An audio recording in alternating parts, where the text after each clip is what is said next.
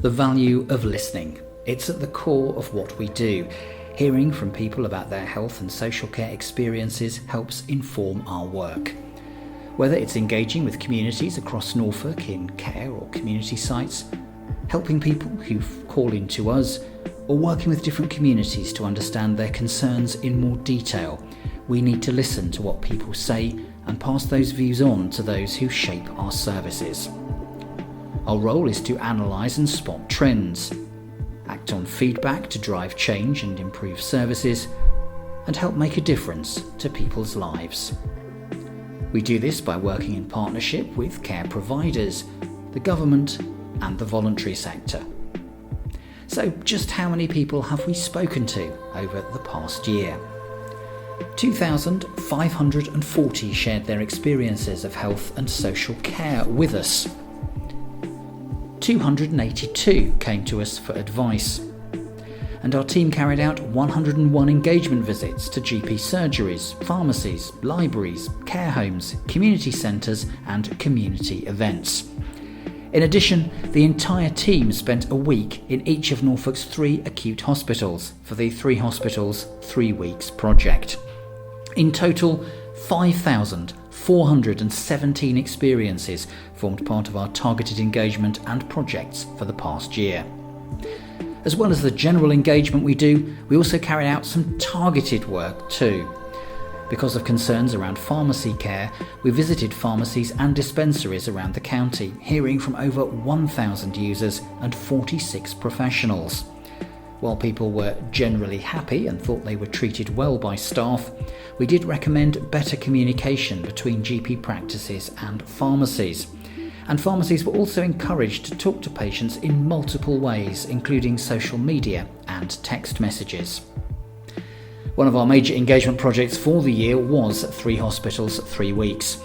It saw our entire team spend a week each at the Queen Elizabeth Hospital in Kings Lynn, the James Paget University Hospital in Galston, and the Norfolk and Norwich University Hospital in Norwich. We visited as many wards, clinics and departments as we could, speaking to patients, carers, visitors and staff. Most were happy with the care they received, but there were concerns about waiting times, cross-departmental communication and parking. Talking of reports, we also published many more linked to our My Views Matter project, which saw us visit residential care settings for those with learning disabilities or autism. As well as publishing individual reports based on the feedback we received at each site, we also pulled together the key things we discovered for a full report. We did hear a lot of positive feedback, and most people felt they had an avenue for ensuring their voice was heard, something that didn't happen at Causton Park, the site which triggered our work in the first place.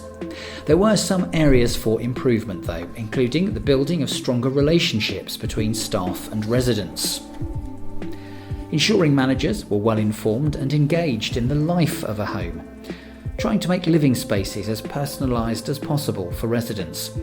And ensuring relationships are maintained for those residents with both their parents and immediate family and older friends.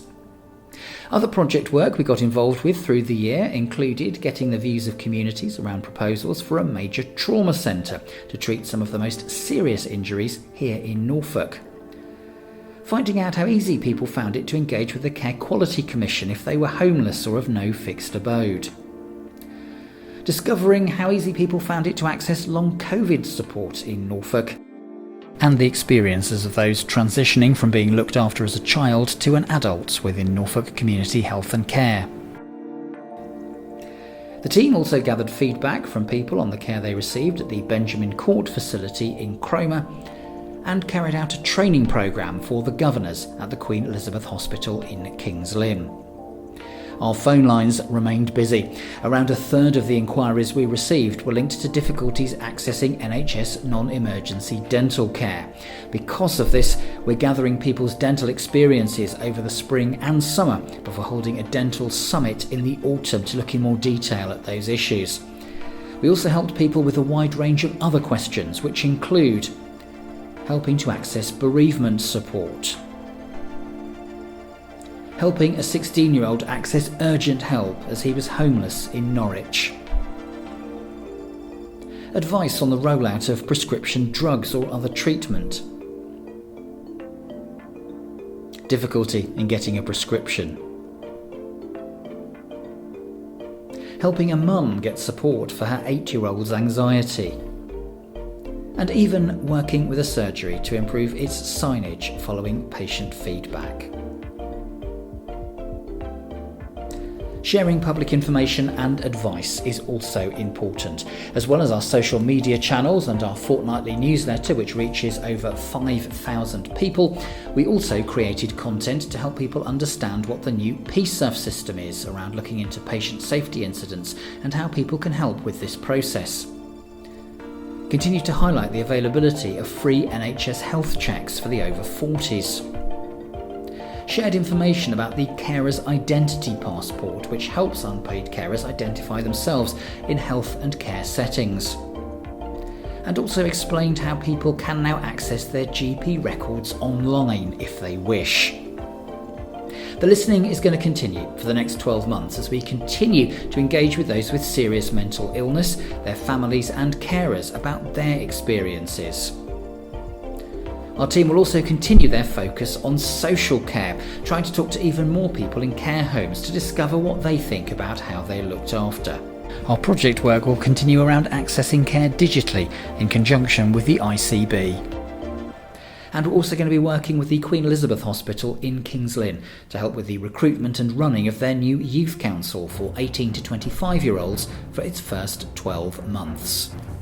Whatever you want to raise with us, we're here to listen and gather the feedback of people across Norfolk about their health and care experiences, help them find ways of obtaining further support if they need it, and make sure health and care leaders hear what we're being told so they can shape future services.